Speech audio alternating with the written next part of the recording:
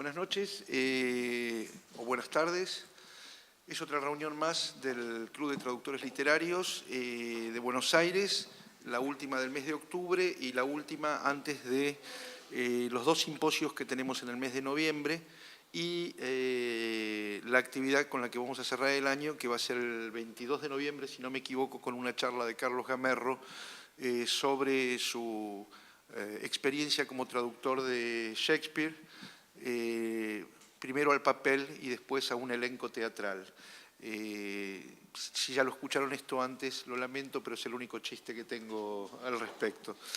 En cuanto a los dos simposios que tenemos, el de Buenos Aires va a tener lugar el 1 y el 2 de noviembre, acá, en este mismo lugar, con 4 mesas redondas, una de ellas a las 6 de la tarde, el segundo turno comienza a las 7:30, tenemos invitados de España, de México y por supuesto de Argentina.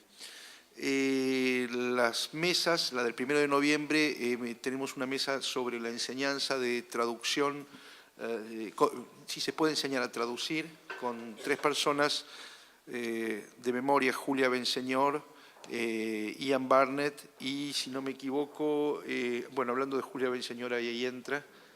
Ella en todo caso después les puede dar un abstract rápido a propósito de lo que va a decir en la charla del 1 de noviembre. No me acuerdo la tercera persona quién era en la mesa. ¿Perdón? No, la tercera persona. Vos, Ian Barnett. Y claro, y uno de nuestros invitados españoles, Juan Gabriel López Guix. Luego hay una mesa donde hay 3 escritores que son también traductores y que se va a llamar Olvidar el original, o sea, qué es lo que hacen traductores que son escritores una vez que ya están en plena carrera. Acá hay 2 escritores mexicanos, Fabio Morábito y Pedro Serrano, y un argentino radicado en Barcelona, que es Andrés Ehrenhaus. Luego, al día siguiente, tenemos también otras 2 mesas, una de ellas dedicada al tema de los derechos de autor de los traductores, que me imagino que en términos informativos va a ser muy buena. Por Argentina está Mónica Herrero, que aparte de ser traductora es también agente literaria y una de las mayores especialistas en derechos de autor de Argentina. Luego hay una chica muy joven de un colectivo de traductores español, Ana Alcaina, que nos va a hablar de derechos en el campo digital, que es lo que se viene, digamos, una de las cosas con las cuales las editoriales están a punto de estafarnos.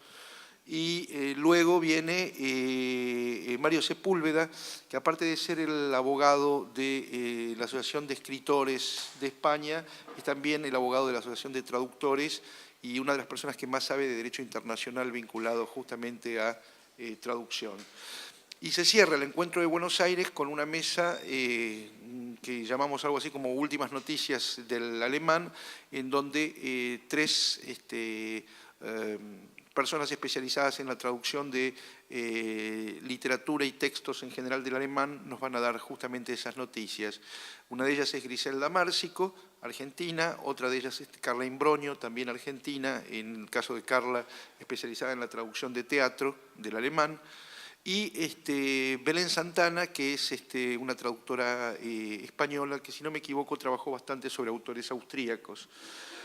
Esas son las mesas de Buenos Aires. El detalle, el currículum de todos los expositores lo pueden encontrar en el blog del Club de Traductores, poniendo en el Google Club de Traductores Literarios, donde todos los días estamos colgando alguna noticia vinculada al mundo de la traducción, el mundo editorial y el mundo de los agentes literarios y otras fealdades.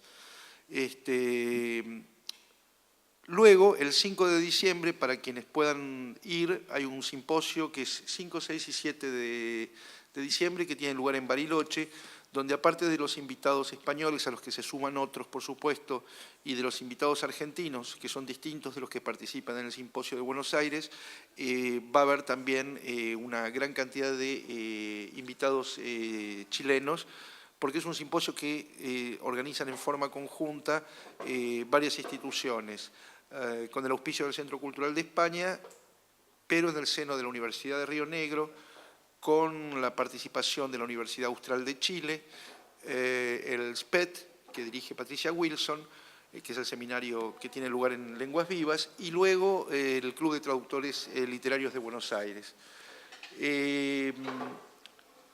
La oferta en ese caso se acerca a la sobredosis, así que fíjense también en el blog, ahí están anunciados, pero además en el blog hay un link con un sitio en particular, que es el sitio que Albert Freilla, que es el coordinador general de este encuentro de Bariloche, montó, en donde no solamente están todas las actividades detalladas, sino también los currículums de todos los participantes. Dicho lo cual, vamos al día de hoy. Silvia Simonetti, ella se ocupa en la actualidad de todo lo que tenga que ver con traducción en el seno del diario Clarín. Se trata de una traductora especializada en una materia muy distinta de las materias a las cuales nosotros normalmente nos ocupamos acá, fundamentalmente quienes somos traductores literarios, pero que nos parece bien interesante tener una idea de qué son esos otros mundos de la traducción. Silvia va a exponer durante unos 15 minutos, unos 15-20 minutos, nos va a contar un poco, en los términos más informales posibles, cuál es su actividad y cómo la realiza. Luego de lo cual, la cosa queda abierta, como de costumbre, a un diálogo entre todos nosotros, por lo cual les pediría que antes de formular cualquier tipo de pregunta, lo hagan con micrófono. Todo esto está siendo grabado. Ustedes saben que Cristina Kirchner nos vigila, entonces, y hoy más que nunca, con lo cual, para que la gente que no está presente, ya sea los espectadores del país, como la gente que va a ver esto desde otras latitudes, incluso allende los mares, el vinoso Ponto, la idea es justamente que escuchen las preguntas o los comentarios que ustedes vayan a hacer y que no quede solamente un lado, porque si no se pierde y deja de ser un diálogo para transformarse en un monólogo un tanto estrafalario. Así que tengan paciencia, esperen el micrófono y comenzamos, Silvia. Bueno, hola, buenas tardes a todos. Bueno, como dijo Jorge, les voy a contar así de manera muy informal cómo es mi trabajo todos los días. Yo les aclaro que soy traductora pública de inglés, me recibí en la Universidad de Salvador, pero bueno, de forma accidental empecé a trabajar en prensa y bueno, a la fuerza me especialicé en traducciones periodísticas. Bueno, acá tengo una ayuda a memoria para contarles cómo es mi trabajo todos los días. Todos los días se prepara lo que se llama un panorama de prensa extranjera, para el que se consultan 7 diarios o servicios del mundo, servicios que tiene Clarín de forma exclusiva, comprados mensualmente, que son, bueno, se los voy a leer porque por ahí les interesa, son el New York Times, Le Monde, Tribune Media Services, La Vanguardia, La Estampa, La República y El Guardian de Gran Bretaña.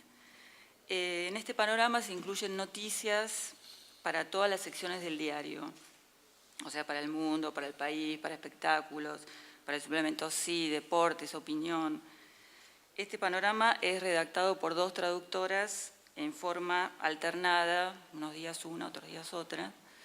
La otra traductora es traductora literaria. Y bueno, este panorama, una vez concluido, se envía por mail y se lee en el diario en lo que se llama la reunión de secretarios o jefes de cada sección. O sea que en esa reunión va el jefe de espectáculo, el jefe del país, el jefe del mundo, se reúnen todos y cada uno lleva un panorama de su sección. Aparte de todos estos panoramas está de prensa extranjera que preparamos las traductoras todos los días de lunes a viernes. Bueno, estos jefes o secretarios eligen las notas que desean traducir, las que más les interesan, por lo que van a llevar en el día o porque son de su interés. Y al término de esta reunión vienen a mí y me piden cuál es la traducción que les interesa. Bueno, cuando se trata de una nota, por ejemplo, sobre algún adelanto médico, por ejemplo, al lado de la traducción se publica por lo general la opinión de un médico local sobre ese mismo tema.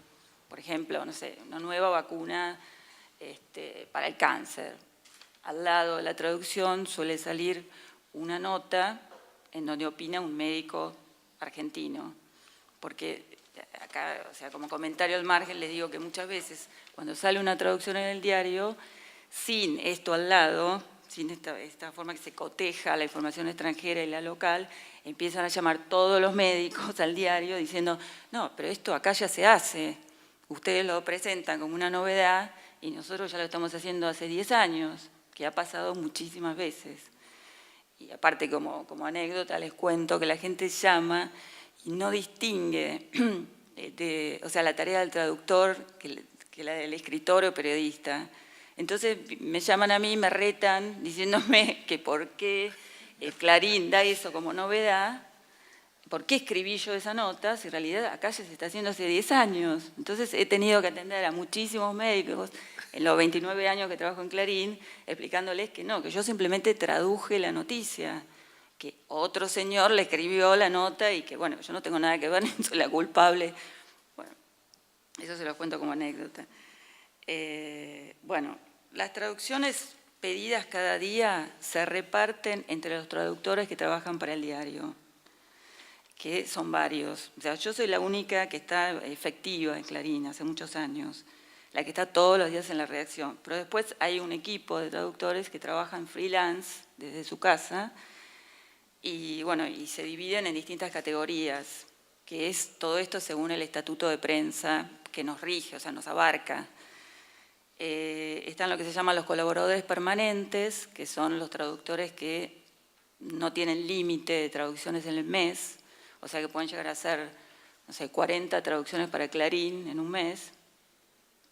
Y los que se llaman los colaboradores eventuales, que solo pueden hacer 2 trabajos al mes.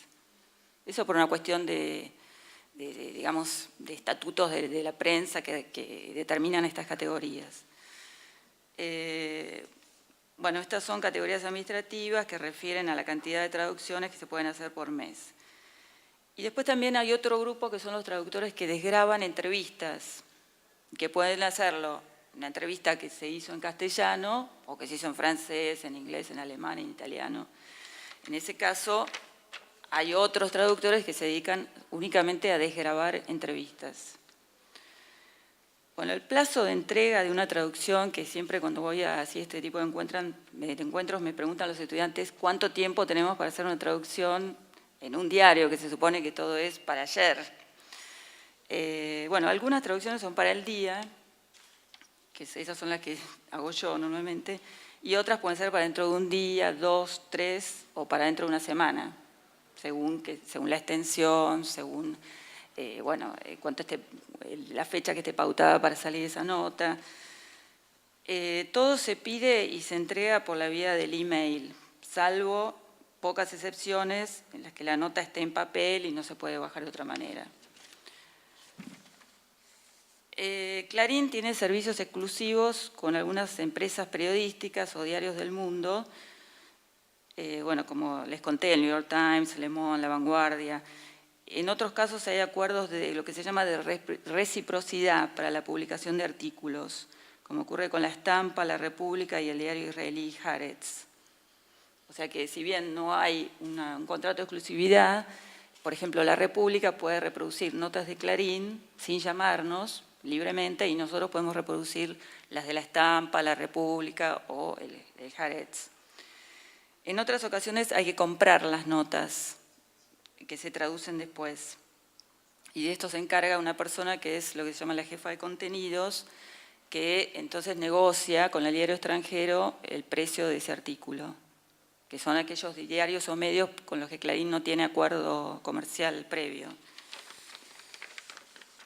Bueno, una de las exigencias o características del trabajo de un traductor en un diario es la velocidad, que parece algo obvio, pero que no es un tema menor, como digo siempre cuando me invitan a estas charlas, porque las traducciones nos las piden ya, o sea, me las traen, no sé, a las 5 de la tarde y a las 6 la quieren editar y titular a los 10 minutos. O sea que la velocidad es algo primordial en los traductores de prensa.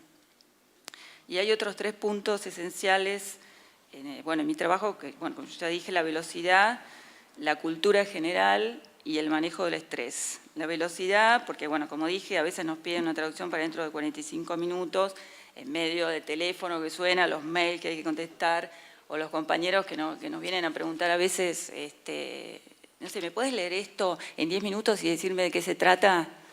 Porque si bien la mayoría de los periodistas obviamente saben idiomas, y más en estos últimos años, toman a periodistas que hablan 2, 3, 4 idiomas. No como cuando yo entré, que yo era la única que sabía inglés en toda la redacción. Estoy hablando hace 29 años, ¿no? Ahora todas las camadas jóvenes saben como mínimo 2 o 3, los periodistas que entran hoy. O sea que nos vienen a preguntar qué quiere decir esta palabra o que les expliquemos de qué habla una nota. El segundo punto, cultura general, porque como todos sabemos, conocer el tema que se está traduciendo facilita enormemente el trabajo. Y el tercer punto, el manejo del estrés, porque un diario tiene un ritmo sumamente dinámico y no hay tiempo para detenerse demasiado. Bueno, hoy con la tecnología con la que contamos, la tarea del traductor obviamente se agilizó muchísimo. Cuando yo empecé en Clarín, en 1981, cuando tenía una duda, tenía que ir al archivo de Clarín, 2 pisos más abajo, para aclarar o zanjar mis dudas en enciclopedias, diccionarios. Hoy, bueno, como todos sabemos, con Google, los diccionarios online, todo se resuelve en segundos. Obviamente hay que elegir muy bien qué diccionarios se consultan porque hay muchos que son pésimos, ¿no? Tenemos mucha tecnología, pero tenemos que saber elegir bien qué diccionarios consultamos. Bueno, a veces el traductor no solo traduce en un diario, muchas veces los periodistas o los editores le piden que haga un trabajo extra y entonces, por ejemplo, supongamos, estamos traduciendo una nota sobre el tsunami y nos piden que, bueno, que al margen de la traducción, en la cabeza, que es el primer párrafo, le pongamos, por ejemplo, no sé, la última cantidad de víctimas o que aclaremos, que pongamos mayor cantidad de datos. O sea que muchas veces se mezcla la tarea del traductor con la del periodista. No siempre, a veces la traducción es literal, pero muchas otras, sobre todo en las traducciones del día, hay que hacer como lo que se llama lo que ellos llaman bueno, ahora me sale la palabra, es como maquillarla o tocar a la nota, ¿no? La traducción, no dejarla así literalmente.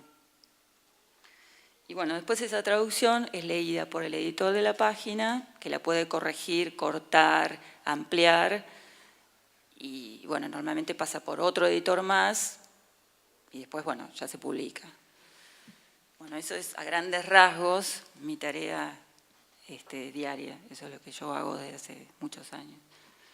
Que por supuesto que es apasionante, que si bien hablé del estrés y de las exigencias, a mí personalmente siempre me gustó, porque uno está siempre informado, siempre actualizado. Bueno, se pueden imaginar que en un diario uno se entera de todo y se cultiva y aprende y bueno, el trabajo es sumamente interesante, agradable, a pesar del estrés, a pesar de todo lo que les dije. A mí personalmente siempre me gustó y por eso nunca me fui, porque son muchos los años desde que empecé. Así que bueno. Así que yo tengo un par de preguntas para Sí. empezar con la ronda de preguntas y una que, por supuesto no me la contestes vos desde tu perspectiva estrictamente personal, pero con la exigencia de la velocidad, con los problemas que se plantean y qué sé yo, ¿cuánto se pagan las traducciones? Bueno, en mi caso yo tengo un sueldo fijo. No, por eso te digo, bueno. no me cuentes vos tu Sí. parte porque esa Bueno, es privada, pero en líneas generales. En líneas generales se paga la palabra, por palabra. Por palabra. Sí, que es más o menos lo que se está pagando, es un poquito menos que lo que se está pagando afuera. Se paga por palabra. Correcto. Obviamente al idioma extranjero es una cantidad y al castellano es otra. Acá pregunta. Ah, bueno. Sí. Y por palabra ahora Clarín está pagando 17 centavos la palabra y al idioma extranjero 25, que no es tanto. Por eso te digo, es un poco menos de lo que está en el mercado afuera. La segunda pregunta que quería hacerte era, bueno, me imagino que a vos te llega el material, pero al margen de que te llega el material, también me imagino que tendrás papeles que vienen con ese material. ¿Sucede que alguna vez a vos te ocurre como traductora que vos le sugieras a un editor la inclusión de tal o cual artículo o el interés que puede llegar a tener tal o cual artículo? Sí, sí, todo el tiempo. Todo el tiempo, porque los periodistas a los traductores los respetan muchísimo y entonces a veces vienen y me preguntan cuál te parece mejor, la nota del Guardian o la del New York Times. Decime vos, me dice, queda a tu criterio, vos elegí la que esté mejor, la que tenga más datos, la que esté más completa. Y otras veces yo sugiero, como decís vos, yo les propongo, le digo, no, mira, mejor habría que dar esta porque tiene mucha más información, está mejor redactada, aparte es un diario más serio, bueno. Bueno, la segunda pregunta nos lleva a la tercera. ¿Quién gana más, vos o el periodista? Bueno, lo que pasa es que Clarín tiene una política salarial que es muy especial. Todos ganan distinto. Ajá. Así que no podría contestar. Una pregunta que te hago también en relación con tu mismo tipo de trabajo. Bueno, yo sé que en La Nación hay también alguien que hace un trabajo similar al tuyo. De hecho, hay una de las traductoras que forma parte del club, Mirta Rosenberg, que trabaja permanentemente para La Nación. Y me imagino que, bueno, que cada diario tendrá, si no un departamento de traducción, sus traductores y demás. ¿Ustedes tienen algún contacto entre ustedes, los traductores periodísticos? No, prácticamente ninguno. O sea, me ha pasado a veces que tuve que contactar a los traductores de La Nación, pero para algo así muy puntual, pero normalmente no nos hablamos, no nos vemos. Por ninguna razón especial, sino no se da mucho. Y la última pregunta que tengo yo antes de abrir la rueda es, entiendo que el inglés, el francés, el italiano, el portugués. Por lo de La Vanguardia me imagino que el catalán también, claro. Son, ¿cómo se llama?, idiomas de los cuales se traduce y demás. Pero bueno, ustedes trabajan con traductores de otros idiomas también, me imagino. Y sí, porque en este equipo del que yo les hablé, que son los colaboradores permanentes y eventuales, la mayoría de los traductores son de 2 idiomas. O sea, por ejemplo, son traductores literarios o públicos de inglés, pero también saben muy bien, por ejemplo, francés o italiano, según hay diferentes casos. Entonces traducen la mayoría 2 o 3 idiomas. A pesar de su título ser, por ejemplo, yo soy traductora de inglés, pero traduzco también francés, portugués, italiano. O sea, francés y portugués porque estudié muchos años. Italiano porque a veces hay emergencias. Y bueno, y como tengo oficio, también traduzco. Y los otros traductores, colegas que trabajan conmigo también. La mayoría traducen normalmente 3 idiomas cada uno. ¿Qué pasa, si es que pasa, con las lenguas exóticas? Y la única lengua exótica que en Clarín se traduce es el alemán. Digamos, no es exótica, pero si hubiera un caso... o sea, perdón. Pregunto por lo siguiente. O sea, no traducimos de croata, por ejemplo. Pero chino, japonés, por ejemplo, no. No, rechazamos. Si hubiera, supongamos que llegara un artículo que llegara en japonés, por decir algo, y me dicen, ¿tenemos traductores japoneses? Digo, no. Bueno, entonces buscan otra fuente. Traducimos inglés, francés, portugués, italiano y alemán. De alemán, por ejemplo, tenemos una sola traductora en nuestro equipo. Después, de portugués también hay pocos. Lo que más hay, obviamente, es de inglés y de francés. Italiano ya menos. Y bueno, y respondo a tu pregunta, si hubiera un idioma muy exótico, bueno, la rechazo yo. Si viene un periodista y me dice, tengo una nota buenísima, pero está, no sé, en esloveno, le digo, bueno, no tengo traductor de esloveno, busca otra fuente. Entonces busca otra fuente alternativa. Nosotros tenemos traductores de esloveno, bueno. Sí, bueno. Bueno, Julia.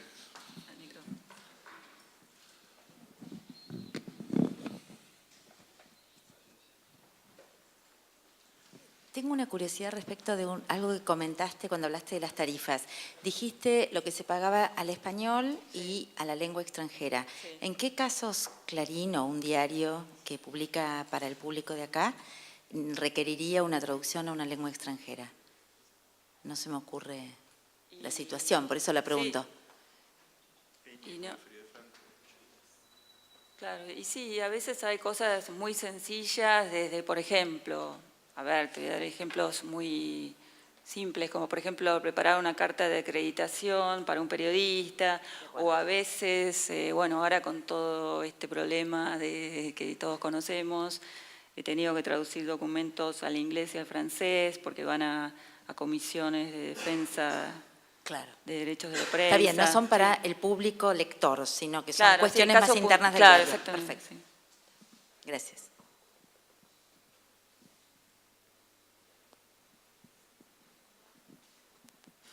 Ya que estoy. Sí. ¿Qué pasa con las traducciones? Van firmadas normalmente. Sí, sí. ¿Qué pasa con las traducciones que son, como vos dijiste, maquilladas Sí, o editadas sí, o ligeramente modificadas respecto del original? En esos casos, ¿también figuran como traducción y con la firma del traductor, aun cuando haya edición? Sí, generalmente los periodistas vienen y me dicen, bueno, yo la traducción la toqué, agregué cosas, acepta el traductor que pongamos un nombre igual, aunque no está exactamente como lo tradujo. Entonces, le digo, bueno, yo normalmente le digo que sí. O a veces consulto al traductor que lo hizo. Y le pregunto, ¿estás de acuerdo en que aparezca tu nombre aún, o sea, a pesar de que fue editada o fue modificada? Y la mayoría dicen que sí, que aceptan. Pero es se consulta entre el periodista y el traductor. ¿Qué tipo de intervenciones hacen los traductores sobre los textos que traducen?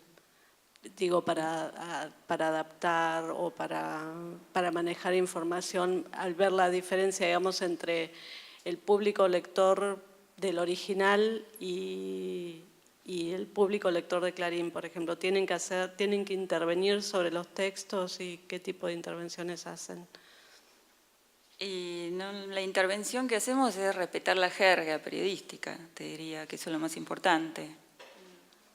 O sea, al menos eso es lo que, mi experiencia personal, cuando entré, claro, yo era traductora pública, se pueden imaginar que venía de otro ámbito totalmente distinto y tuve que aprender, leer libros de estilo, o sea, tuve todo un proceso de adaptación para, respondiendo a tu pregunta, el texto tiene que ser adaptado a una jerga periodística, eso es lo más importante. Esa es la mayor adaptación que hacemos. O sea, por ejemplo, modificar la puntuación, hacer oraciones más cortas, párrafos más cortos, hacer paraphrasing, o sea, poner aclaraciones entre paréntesis, todo en aras de la claridad del texto, ¿no? Y en lo que tiene que ver con los presupuestos de lectura de los lectores del original, por ejemplo, y los presupuestos de lectura de los lectores argentinos. Bueno, también, sí, vos decís, te referís al lenguaje. No tanto al lenguaje, sino más bien en la información que se maneja, qué sé yo, un artículo escrito para un lector inglés, por ahí tiene una serie de presupuestos de lectura Sí. que no tiene Sí. Bueno, en ese caso, normalmente nosotros lo traducimos literalmente y después el editor de esa página tiene en cuenta lo que vos estás diciendo. O sea, bueno, no, eso pasa mucho con el New York Times, que tiene un registro totalmente distinto a lo que le puede interesar al lector argentino. Entonces, casi todas las traducciones del New York Times que tienen unas cabezas totalmente para otro público, se suprimen. Y entonces empiezan con la información cruda, digamos. Pasan por alto, los editores le cortan el primer párrafo porque no está adaptado a nuestro estilo. Eso pasa mucho con el New York Times especialmente. Por ejemplo, no con Le Monde, por ejemplo, que tiene otro estilo de redacción. Yo te hago una, pegándome a la de ella. ¿Qué pasa cuando lo que vos tradujiste ha sido tan alterado por los periodistas, e incluso los periodistas incluyeron una cantidad de faltas sintácticas que no estaban en tu original y aparece tu firma abajo. Y bueno, en ese caso, al día siguiente, hablo con el periodista y me quejo y bueno, la próxima vez me niego a que aparezca mi nombre. O sea, defiendo. Pero existe sí. esa prerrogativa. Sí, sí, totalmente. Sí, sí, sí. No, la comunicación entre el periodista y el traductor es sumamente fluida, o sea, estamos todo el día hablando. De hecho, bueno, en tantos años que estoy, hasta a veces me he negado a traducir algo. ¿Ah, sí? Sí, recuerdo textos, por ejemplo, que me pedían para la sección Sociedad, textos escritos en Science, en la publicación científica, que eran jeroglíficos, no se entendía nada el inglés. Y bueno, y me he negado, porque digo, no, esto no se puede traducir, porque habría que adaptarlo tanto a un lenguaje llano que no se puede traducir, y me he negado. Y otras veces también he sugerido, no, a mí me parece que hay que traducir esto porque es el autor es muy importante, o porque bueno, sería de interés para la gente. O sea, sí, no, la comunicación es muy fluida entre los traductores y los periodistas. Y nos respetan, por lo menos en lo que puedo contar de mi experiencia, nos respetan mucho. ¿Qué pasa los fines de semana? ¿Hay otro plantel? No, ahí se plantea un problema porque no hay traductores los sábados y domingos, entonces lo que se hace es se organiza una guardia, pero para el domingo nada más. El sábado está totalmente descubierto y bueno, si hubiera una emergencia, sí, me llaman a mi celular y me dicen, conseguí un traductor de, no sé, de italiano porque hay una nota muy buena y hay que traducirla ya. Entonces, en ese caso, bueno, tengo que... Pero normalmente no pasa eso. O sea, respetan nuestro descanso.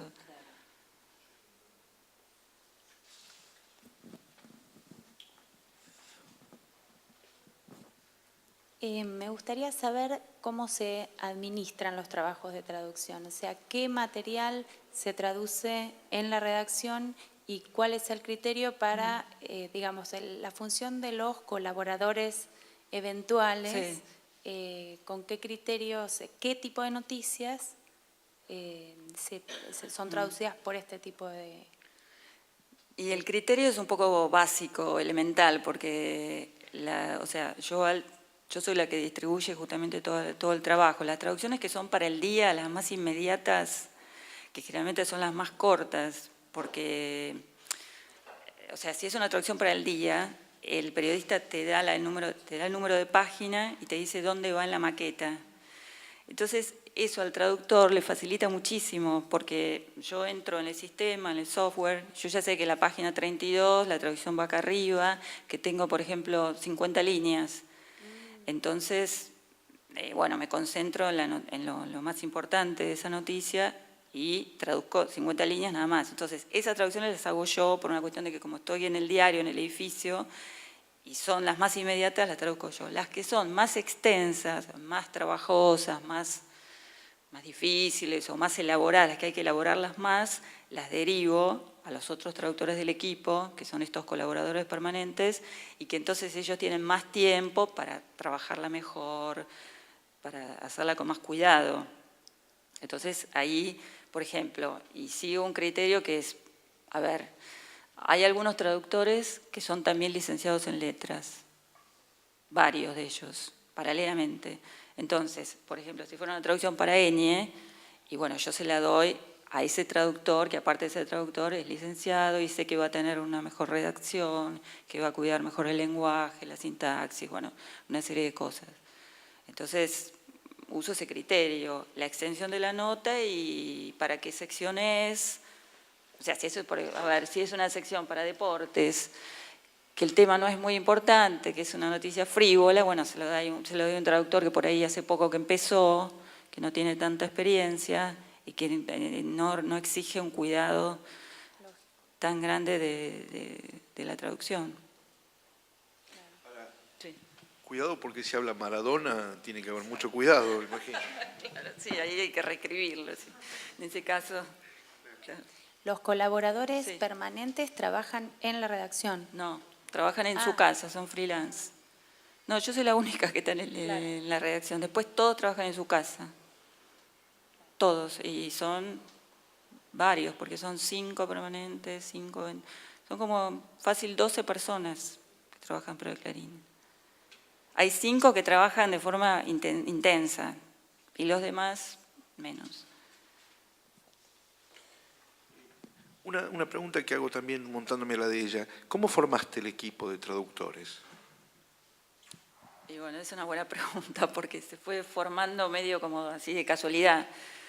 Porque cuando yo empecé, Clarín estaba tomando nada más que 2 traductores. Porque acababan de comprar los servicios exclusivos de, en ese momento era el Washington Post. Bueno, y tomaron 2 traductores así, con un aviso en el diario, ni siquiera por recomendación. Un aviso abierto para todo el mundo que decía empresa periodística busca traductor de inglés con conocimientos de francés. Llegaron así de cartas y eligieron 2, entre ellas quedé con otra traductora. Bueno, y después los que se fueron incorporando, ahí sí se fueron incorporando por recomendación de los periodistas, porque eran traductores conocidos de ellos. O sea, nosotras 2, las que empezamos, el equipo fue por una carta, un aviso clasificado abierto a todo el mundo. Y los demás, ahora que hago memoria, fueron siendo incorporados, sí, por recomendación personal de los periodistas. ¿Vos tuviste derecho a veto? Sí, yo tuve un mes de prueba. A mí el periodista, o sea, esto voy a contar así como anécdota, ¿no? Para los que empiezan, que están buscando trabajo. Yo mandé mi currículum y claro, yo estaba buscando trabajo y ya les digo, habían llegado así de cartas. Y bueno, estuve un mes a prueba y entonces el periodista me dijo que me habían elegido porque yo era la única traductora que había estado en Estados Unidos. Claro, pues yo hice una pasantía en la Indiana University, bueno, IUP, y era la única, según todas las cartas que él había leído, que había estado en Estados Unidos. Y eso le pareció un dato importante. Entonces yo le dije, ¿por eso nada más me eligió? Sí. Me dijo, sí, por eso le elegí. Bueno, igual estuve un mes a prueba y estuve a punto de no entrar. Porque, esto lo cuento como así, una infidencia, este periodista que estaba a cargo de la selección de los traductores me dijo, bueno, usted podrá saber mucho inglés, pero de periodismo no sabe nada, me dijo. Entonces, bueno, lo cuento así con franqueza, ¿no? Total. Entonces yo le dije, bueno, yo no soy periodista, soy traductora, pero bueno, pero estoy dispuesta a aprender todo lo que tenga que aprender. Entonces se quedó mirándome y se ve que le gustó mi humildad, no sé, mi comentario de que estaba dispuesta a aprender. Y me dijo, bueno, está bien, se queda. Y a la otra chica también un poco le dijo que sí, que nos faltaba estilo periodístico, que teníamos que manejar mejor la jerga. Bueno, tuvimos un duro aprendizaje el primer año, porque en ese año nos sometieron a todas las pruebas terribles, ¿no? Pero bueno, como a nosotras nos gustaba, aguantamos todas las pruebas y nos quedamos, porque lo cuento así también como anécdota, entregábamos una traducción y, bueno, yo tenía 24 años en ese momento, y entregaba la traducción y bueno, por ejemplo, no sé, me ponían en duda cuando yo había convertido de millas a kilómetros, por ejemplo.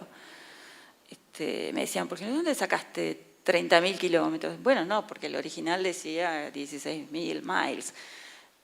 ¿Pero vos estás segura que hiciste bien la cuenta de millas a kilómetros? Y sí, entonces le tenía que traer el papel, tanto por tanto, de a tantos kilómetros. Todo nos cuestionaban todo. Después, por ejemplo, este párrafo es demasiado largo. El lector se va a cansar. Cortá los párrafos, oraciones más cortas. No, nos corregían todo. Cada coma nos corregían. O sea, así estuvimos con ese ejercicio un año largo, aprendiendo periodismo y pensando en el lector, y bueno, con millones de críticas y observaciones.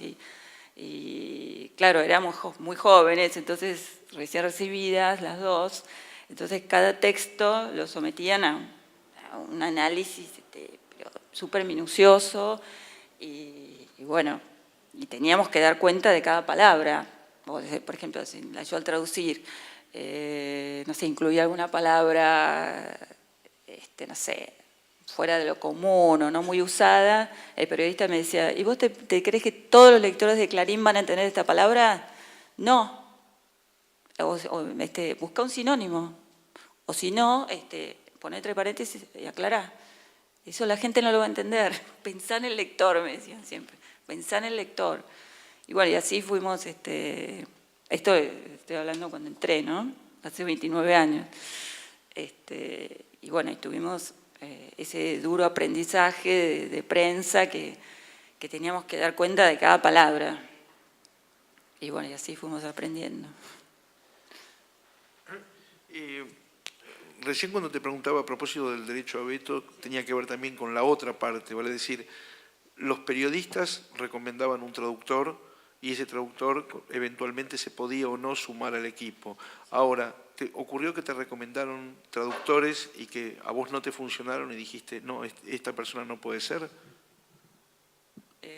Sí, no me pasó a mí, pasó a la traductora que estaba antes, a Claudia Martínez, que ella era la que estaba a cargo de los traductores hasta hace 4 años, que bueno, después renunció, pero no me pasó a mí, pero le pasó a Claudia, que era la anterior encargada de traducciones, que sí, rechazó a una persona porque no le gustaba cómo traducía, a pesar de que venía recomendada por un gerente, la rechazó. Le tomó una prueba y no le gustó y fue rechazada, sí. Sí. ¿No renunció a raíz de eso, Claudia, digo? No, se fue porque no, por el que ella quería.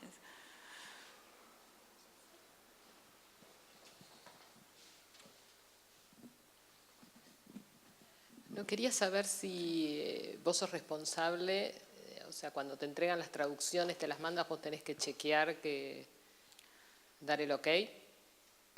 No, yo las recibo como una especie de coordinadora, yo como coordino todo, yo recibo la traducción y la derivo enseguida. O sea, no la reviso, si vos te refieres, Claro. Si yo la reviso, la Sí, corrijo, sí. no porque confío, no, yo ya conozco a todos los miembros del equipo y sé que son todos que tienen mucha experiencia, no, yo no los toco las traducciones. Pero a veces pasa, si quieren saber el día a día de las cosas que pasan, el trabajo cotidiano, ha pasado y pasa todavía, que a veces vienen los periodistas y me dicen, mira, esta traductora a mí no me gusta, por favor, nuestros textos, mandáselos a otra, porque no me gusta cómo traduce. Y entonces me pasa que hay secciones que yo ya sé que no tengo que mandarles de trabajos con determinados traductores porque no les gustan cómo traducen. Y lo que es traducción inmediata, o sea, que Sí. hay que hacerlo ya. Sí. ¿Te ha pasado alguna vez al no tener ese tiempo de un fin de semana o más días, Sí. como nos pasa a nosotros, de Sí. que algo salga y no estaba correcto, la intención no se captó Sí, bien? pasa, y- eso pasa y bueno, pero en ese caso yo aviso. Como yo soy la que hace esos trabajos, los que son los más inmediatos, a veces me ha pasado que hay días que son terribles, que tengo muchos pedidos y entonces, bueno, me están apurando, me dicen, no, Silvia, ya cerramos la página, pasanos eso. Y entonces, bueno, yo entrego y digo, mirá, yo te lo paso, pero léelo 4 veces porque no tuve tiempo de mirarlo. Y entonces ahí, bueno, aparte la página es responsabilidad del editor y él va a ser responsable a la larga de esa traducción que esté en su página. Así que yo en esos casos, como decís vos, aviso. Le digo, mira, léela 4 veces porque me puede haber pasado algo.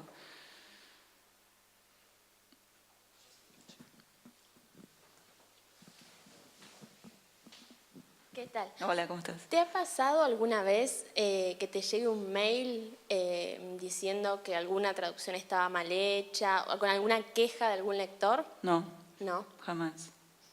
¿Quejas así del nivel de la traducción? Sí. No, nunca me pasó. Como diciendo... Me pasa, como le dije a ella, los periodistas se quejan a veces, que les gustan determinados traductores del equipo, ya los conocen, entonces a veces me dicen, no, mira esto, por favor, dáselo a fulano que me lo desgrabe, porque eso pasa muchas veces con las desgrabaciones, entrevistas que se hicieron en otro idioma, y por ejemplo, en el equipo hay una chica que es española. Entonces, al desgravar, a pesar de que yo le digo siempre que no, que piense que el lector es argentino y no español, bueno, a veces se le escapa algún término y entonces me tiran la bronca y me dicen, ¿cómo? Puso tal palabra, lo tengo que editar, lo tengo que reescribir, por favor no le des mis entrevistas a esta traductora.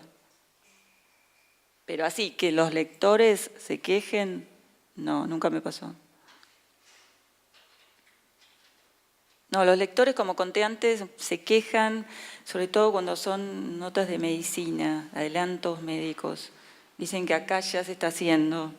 Entonces se quejan conmigo, me dicen, pero usted escribió esta nota. No, yo no la escribí, yo la traduje. Bueno, pero nadie, eso es lo que siempre me llama la atención en los años que estoy.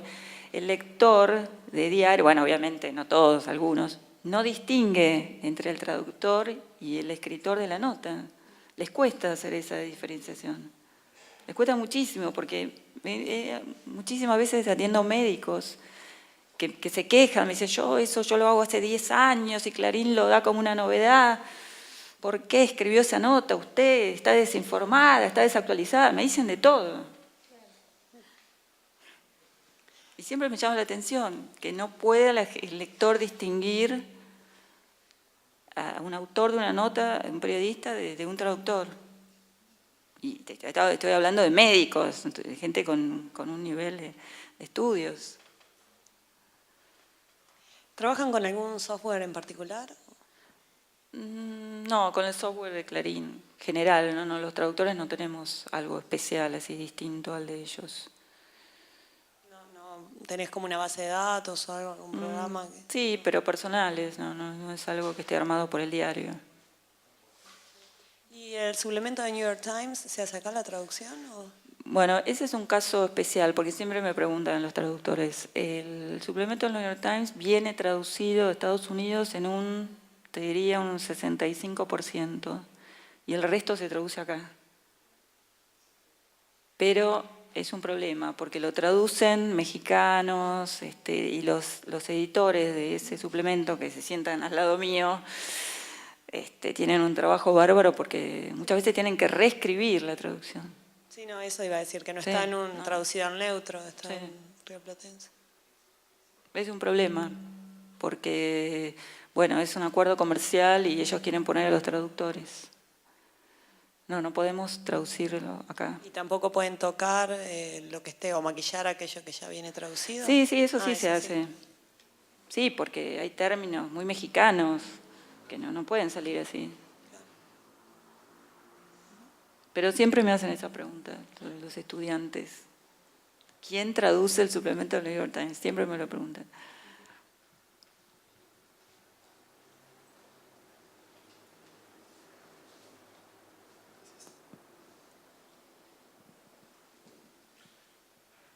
A mí me gustaría hacer una pregunta al público, a ver quiénes la contestan. La mayor parte de ustedes son o estudiantes o traductores que están trabajando y demás.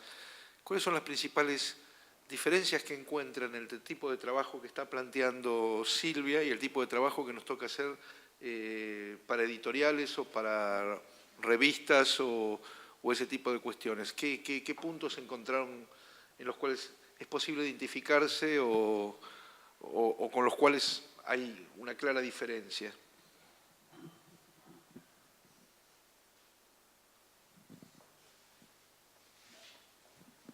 Me parece básicamente el nivel de exigencia. O sea, me imagino gente, por empezar, muy veloz para trabajar. Lo que yo estaba entendiendo por velocidad, cuando ella dio el ejemplo de 1 hora, quedó tremendamente lento lo que yo había pensado como rápido. Y además me imagino una traducción corregida por 2 editores, o sea, es de un nivel de perfeccionismo al que me parece, yo por lo menos que trabajo para empresas, no se me cuestiona para nada, lo que yo pongo está bien.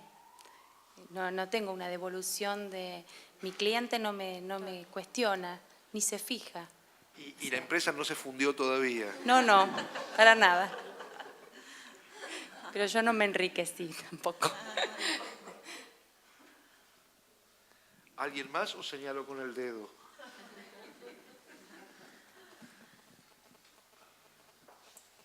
Creo que otra gran diferencia es la intervención que hacen en la traducción y en las adaptaciones. En general, creo que a la mayoría se le pide que la traducción sea una traducción fiel y que no se hagan variaciones, justamente. A mí me sorprendió cuando hablabas de las intervenciones que hacen como traductores. Yo imaginaba que eso lo hacían luego los periodistas de cada sección. Y bueno, y además imaginaba que también había un equipo de correctores que se encargaba de una tarea final. Veo que no es así, ¿verdad?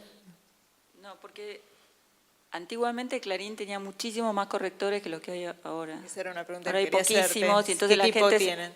la gente se queja mucho y con razón de que muchas veces salen muchos errores.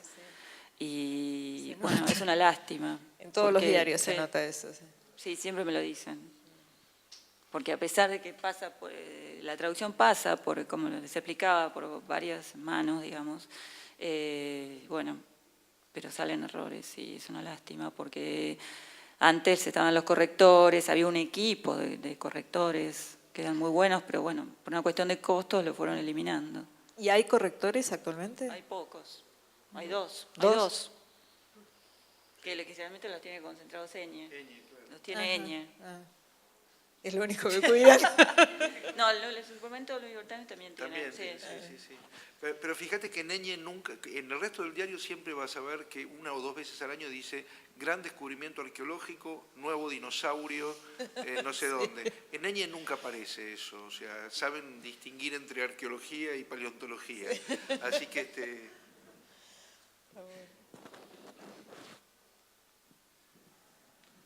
¿Alguien más?